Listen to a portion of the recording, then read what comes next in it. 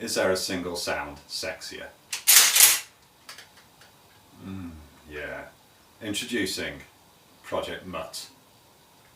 Why is it here? What's going to be done to it? All these questions and more will probably never be answered because I might lose interest by the end of the project. But hey, let's give it a go. Project Mutt. Another life lesson that just because something's cheap doesn't mean you should buy it.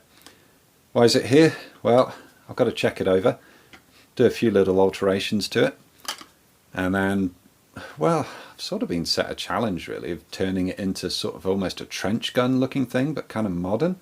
It's going to be pretty difficult because of course it's only a UK restricted 3-shot gun, but 3-shot gun, I'm wasted here I tell you.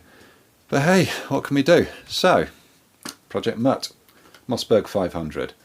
To me, this is the pump action shotgun. I'll admit I do have a fondness for the early Magtech pump actions, and if you ask me to choose between this and a proper Winchester 1897 trench gun, I'd choose the Winchester. But okay, putting aside the Winchester, the Mossberg, without a doubt. It's kind of like the AK-47 of the pump action world. It's built with slop. It is what it is. I mean, it ejects beautifully. There's often people complain about the extractors on Mossberg 500, say they're a bit feeble. I've never had any problem, and I've cycled basically every type of cartridge you can imagine through a Mossberg, and it's handled them all beautifully. The receiver, alloy, the rest of it's steel. This particular example's got wood furniture. Oh, there's me saying the rest of it's steel. Trigger guard and this sort of housing here is plastic. The safety catch, pretty sure that's plastic, can't remember. But it's a nice positive safety catch on a Mossberg. I do like that compared to some of the others where it's in the trigger guard. Much prefer that, much better. Mossberg 500. Been around since the 60s. I think it's probably the most produced pump action shotgun. I think there's more of these than there are any other type of pump action. Why? Because they're brilliant, that's why. They're just really, really good. They really, really work well. I think they're almost at the sort of Remington 700 stage where you could build a Mossberg 500 using non-genuine parts. They're that well supported by the aftermarket. That's a snap cap, by the way. I just think they look sexier with that forward. With a snap cap you can pull the trigger. With a shotgun, always put snap caps in. Just kinder to the shotgun. So, yeah, what can you do with them? Well, the automatic choice is Hogue. Of which, thank you everybody, we have a very nice example here. So this has got the Hogue forend on it, and it's got the Hogue butt. What are the advantages of them? Well, the rubber overmoulding on them gives you so much more grip. The rubber overmoulding on them also somehow doesn't go sticky. Don't ask me how, it doesn't go sticky. It's probably the only rubber overmoulding I've ever had any experience of that doesn't go sticky. But yeah, well certainly, okay, let's just put the little proviso in there, because otherwise someone's going to come in and go, mine went sticky. It's never went sticky in my experience. There you go. And I've known these on firearms, shotguns, all sorts of things. They haven't gone sticky. If yours has gone sticky, sorry about that. Complain to Hogue, don't complain to me, because I'm just some dumb schmuck on YouTube.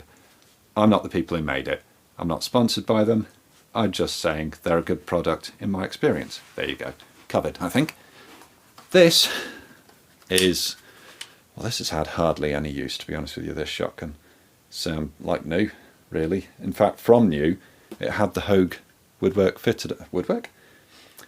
In fact, from new, it had the Hogue furniture fitted to it, because what it came with butt-wise was pretty awful. So, what are the advantages of Hogue? Well, let's just lay the two over the top. Hoping you can see, well yeah, you can see, there you go. See how much steeper the pistol grip is on the Hogue butt.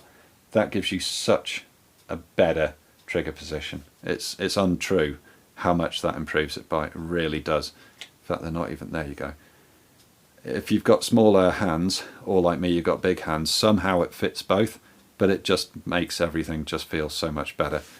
You can see as well, I don't really understand how it does this, but anyway, the fore end is actually a bit further forwards on the Hogue version.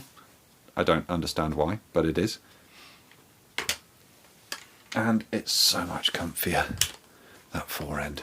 It is so much better. Granted, it's a bit slimmer, so your fingers are a bit closer to the barrel. So if you're a bit clumsy and you've been pumping some rounds through, your hands do get a bit close. But to be honest, when you're shooting shotguns, wear gloves. I've always worn gloves whenever I've shot shotguns. It's just safer, because your barrel will get hot when you're throwing rounds through. Simple as that. Yeah, wear gloves.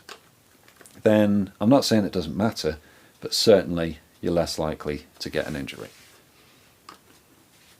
What else? Advantage from a Hogue. You actually get a really nice butt pad with a Hogue butt, and it does soak up the recoil. It really does. Very good job compared to the very basic. It's really wobbly. Yeah, you can see there's no recoil absorption whatsoever in that butt pad. Simple as that. Nothing whatsoever. Other advantages, more modern Mossberg 500s over this old one. You can see the end of the barrel there is plain. On this new one, it's ported, and that really works. It's incredible. Absolutely incredible just how much that works. Only problem is when you clean the barrel, you get the solution spraying out of that, and it goes all over your nice fibre optic sight, which, yeah, they're not standard. But, well, look at them. You see that glowing? Yeah, it's really, really good front sight that is for a shotgun. Absolutely fantastic how much that glows. Yeah, makes hell of a difference.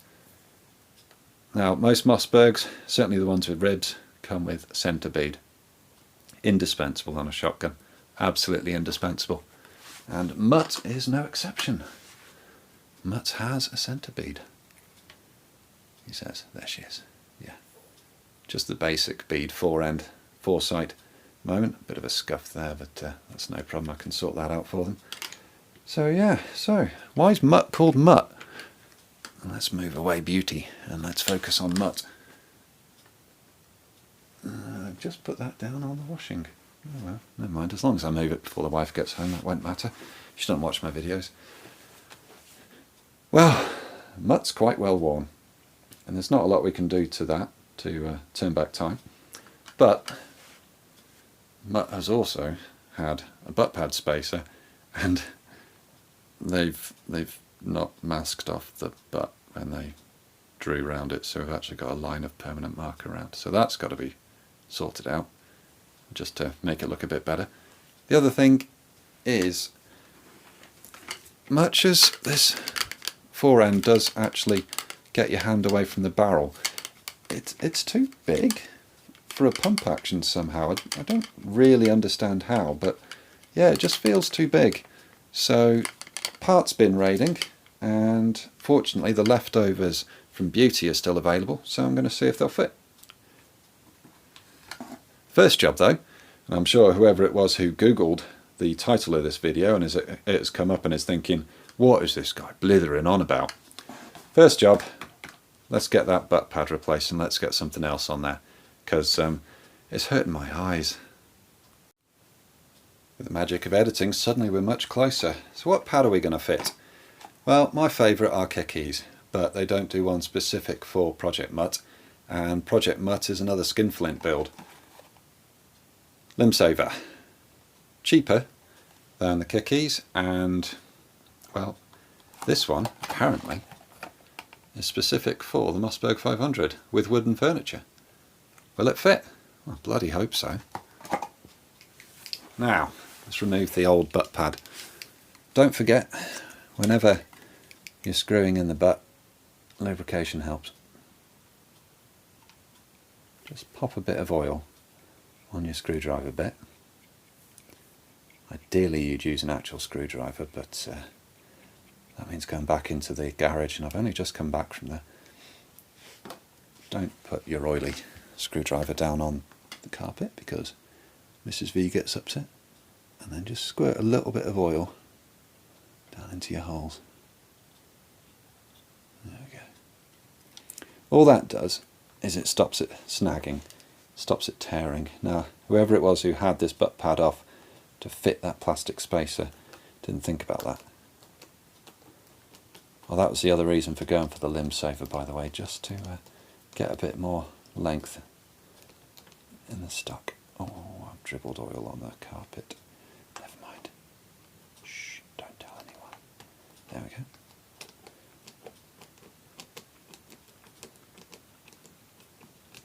Is that a spacer? Do you know what? I don't think that is a spacer. I think that's a grind to fit butt pad.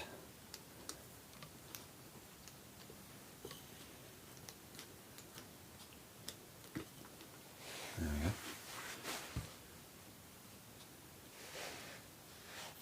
Oh no, wait. There we go. It is a spacer. Yeah. I'm going to retain that.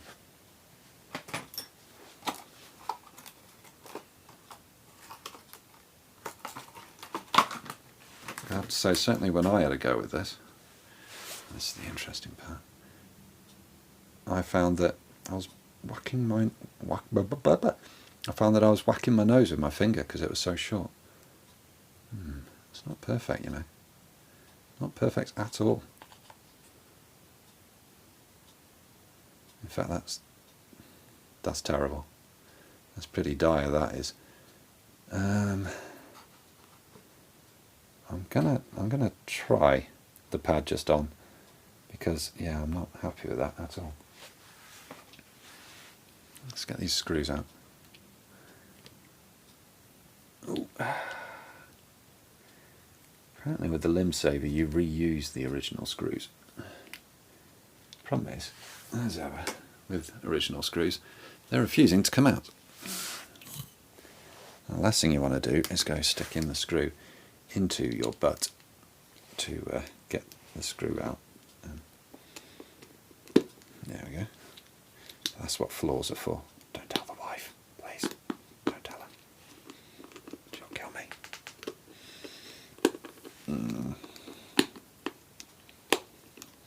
Okay.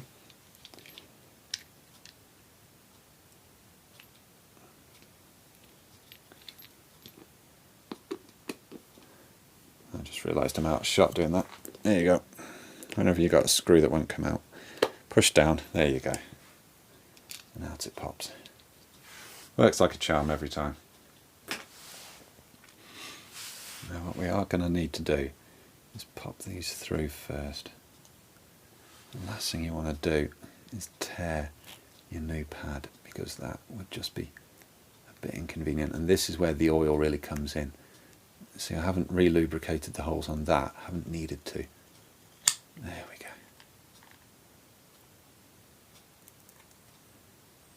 There's enough oil on that screw already. There we go. There we go. Oh, perfect. Beautiful. Right. I am now going to pop a little bit of oil on. Because, much as I said it was less expensive than a Kickies, that doesn't mean I want to tear it. I've seen enough of these butt pads with tears in them to know how visually offensive that is. Now what you want to do, grab your snot rag, which you're going to have in your pocket, give it a wipe, and throw said snot rag at the fire. Perfect. There we go. Right then. Remember, you screw in the butt, lube, and go easy to start with. Ooh, dog hair. I haven't even got a dog. There we go. Oh yeah. Oh, there we go. She's going in. But she's not lined up at all. Oh dear. I think this is a bit of an epic fail moment.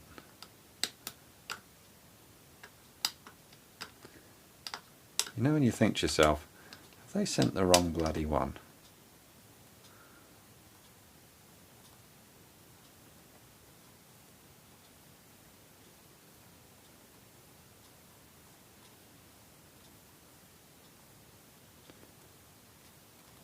That's not very exciting.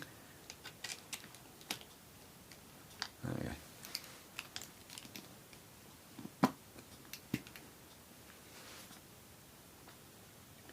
Yeah, look at that. They're out. Only marginally, but they are out. For God's sake. I don't believe this. Who'd have thought it, eh? You know when you're trying not to get really, really upset and pissed off that your bolt-on part is not bolt-on? It usually happens with the car, but today it's the gun.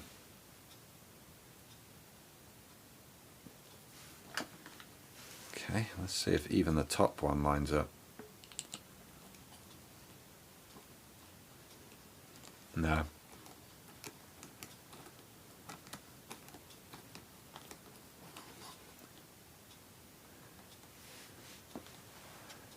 No, it doesn't fit.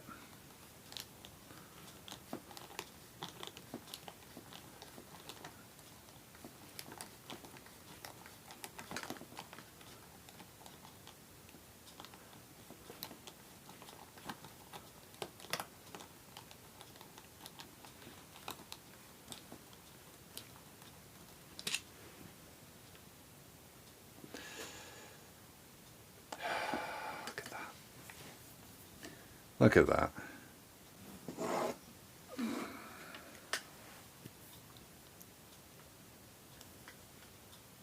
Wrong place. Wrong place. One thing's for sure. Project Mutt is not off to a good start. Is there a single sound sexier?